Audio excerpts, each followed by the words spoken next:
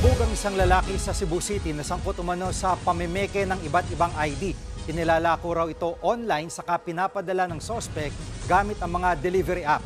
Nasa frontline ng balitang yan si John Aroa.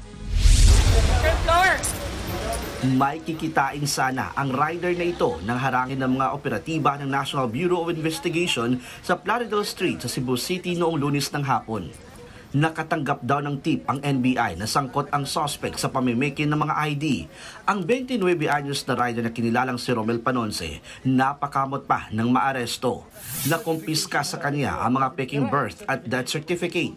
Ayon sa Philippine Statistics Authority, wala silang record ng mga pangalang nasa mga nakuhang death certificate. Ibig sabihin, hindi pa raw sila patay. Posibleng ginagamit daw ito sa mga illegal na gawain gaya ng pagnanakaw ng identity. Death certificate, for example, you can claim benefits using the death certificate. You can hide your identity. If you are a criminal, you can use these fake documents to hide your real identity. Nakuha rin mula kay Panonce ang mga peking TIN, PhilHealth, UMID at National ID.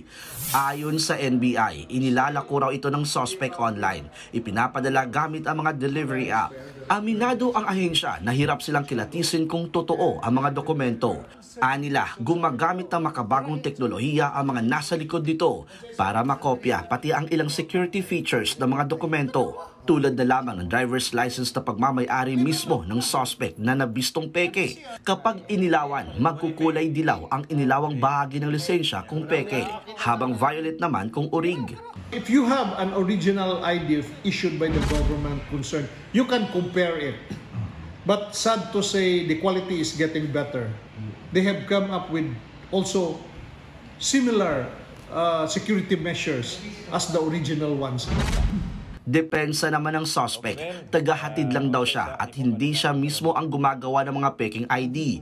Pero may ebidensya raw ang NBI na si Panonce mismo ang nag-iimprenta at nakikipagtransaksyon sa mga buyer. Igor ko nakapag sa isugo na ba sir? Oo, abal ko na sir pero mumikon, hanglan siya siya ito sir ba? Ano sir, ito parang kaso nakuha ko sir. Kasi ko gisugo at least makadungog sa akong income sir nga. Sinampahan na ang suspect ng mga kasong paglabag sa Internal Revenue Code, falsification of public documents in relation to the Anti-Cybercrime Act. Nagbabalita mula sa Frontline, John Aroa, News 5. Mga kapatid, Jiggy Manikad po, iba na ang may alam at may pakialam sa panahon ngayon. Para sa konkreto, kumpleto at komprehensibong balitaan sa Frontline, mag-follow at mag-subscribe sa social media pages ng News 5.